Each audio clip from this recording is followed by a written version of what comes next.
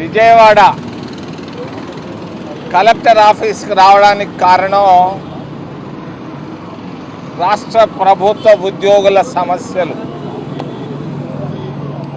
రాష్ట్ర ప్రభుత్వ ఉద్యోగులు కష్టాల్లో ఉన్నారు. రాష్ట్ర ప్రభుత్వ ఉద్యోగస్తులు అప్పుల్లో ఉన్నారు. రాష్ట్ర ప్రభుత్వ ఉద్యోగస్తులు 6 లక్షల మంది 3 రూపాయలు వడ్డీకి తీసుకొచ్చి బిడ్డల్ని చదివించుకుంటున్నారు. ఇచ్చేటువంటి జీతాలు చాలటం లేదు. ధరలు బాగా పెరిగిపోయినాయి. మరి చంద్రావతి అంటున్నాడు. రాష్ట్ర ప్రభుత్వ ఉద్యోగులు 24 గంటలు కష్టపడి పనిచేస్తున్నారు. వీళ్ళ స్థితిగతులను ఆలోచించే సమయం కూడా దొరకటం లేదు అధినేతలకు.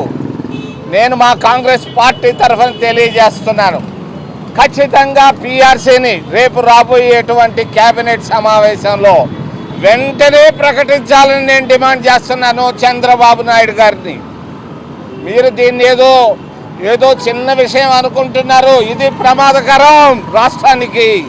రాష్ట్ర ప్రభుత్వ ఉద్యోగస్తులు ఎవరు సంతోషంగా లేరు. ఇది కారణం ధరలు, విపరీతంగా ధరలు పెరిగిపోయినాయి. గ్యాస్ ధరలు పెరిగిపోయినాయి, బియ్యం ధరలు పెరిగిపోయినాయి, నూనె ధరలు పెరిగిపోయినాయి, అన్ని ధరలు పెరిగిపోయినాయి. బాడుగులు కూడా, ఇళ్ల బాడుగులు కూడా పెరిగిపోయినాయి. ఈ పరిస్థితుల్లో రాబోయేటువంటి 10 రోజుల్లో మంత్రివర్గ సమావేశంలో ఖచ్చితంగా 12వ పీఆర్సీని అపాయింట్ చేయాలని చంద్రబాబు నాయుడు గారిని సున్నితంగా నేను తెలియజేస్తున్నాను. నా మాట విను చంద్రబాబు నాయుడు గారు, వెంటనే పీఆర్సీని వేసి తీరాలని తెలియజేస్తున్నాను. రెండో విషయం చెప్పక తప్పదు. విజయవాడకు వచ్చి రాజధాని రైళ్లల్లో చర్చించుకుంటున్నారు. రాజధాని విషయం నిన్నంతా రైళ్లలో కూర్చొని వింటా ఉంటే తగాదాలు పెట్టుకుంటున్నారు అందరూ. రాజధాని అమరావతి పోయి చంద్రావతి అయిపోయింది చంద్రబాబు నాయుడు గారు. ఇది ఎవరు ఇష్టపడటం లేదు. ఉత్తరాంధ్ర వాళ్ళు ఇష్టపడటం లేదు, రాయలసీమ వాళ్ళు ఎవరు ఇష్టపడటం లేదు. నువ్వు మాత్రమే ఇష్టపడుతున్నట్టుంది. జాగ్రత్త.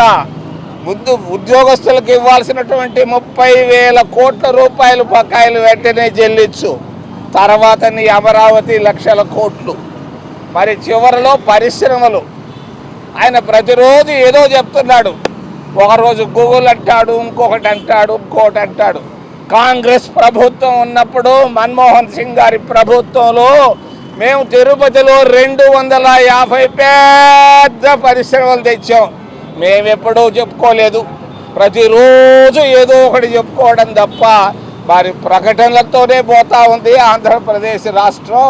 ప్రగతి 0 అని తెలియజేస్తూ ఏదైనా ప్రశ్నలు ఉంటే అడగమని మిమ్మల్ని చేతులెత్తి ప్రార్థిస్తున్నాను.